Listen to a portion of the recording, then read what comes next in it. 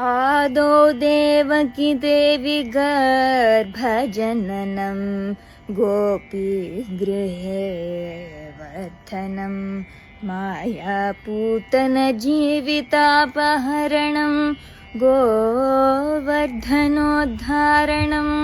कंसच्छेदनकौरवादिहरणं कुन्तीसुतापालनम् एतद्भागवतं पुराणकथितं श्रीकृष्णलीलामृतम् मायनै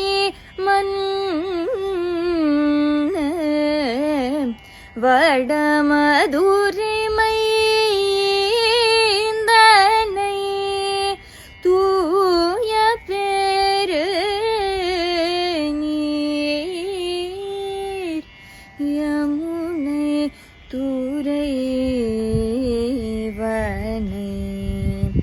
ஆயர் குலத்தினில் தோன்றும் மணி விளக்கை தாயே கூடல் விளக்கம் செய்த தாமோதரனே தூயோமாய் வந்து நாம் தூமலர் தூவி தொழுது வாயினால் பாடி மனத்தினாய் சிந்திக்க போய பிறையும் புகுந்தருவ நின்றனாவும் தீயினில் தூசாகும் செப்பேலோர் பாவாய் போய பிறையும் புகுந்தருவ நின்றனாவும்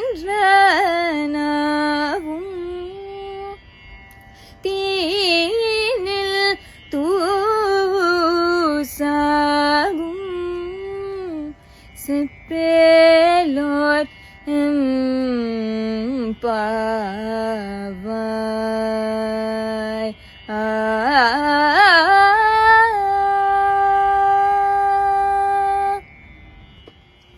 This is our second to last day of our meditations through Bhagavatam series, and I was thinking, what should I sing today? There's so many more leelas that I want to cover, and I can't read the entire Bhagavatam and give every single shloka, but what I did find out was there's this one shloka that encapsulates all the Krishna leelas, starting from his birth to Devaki to the killing of Kamsa and his Vishwarupa Sandarshanam in Mahabharatam.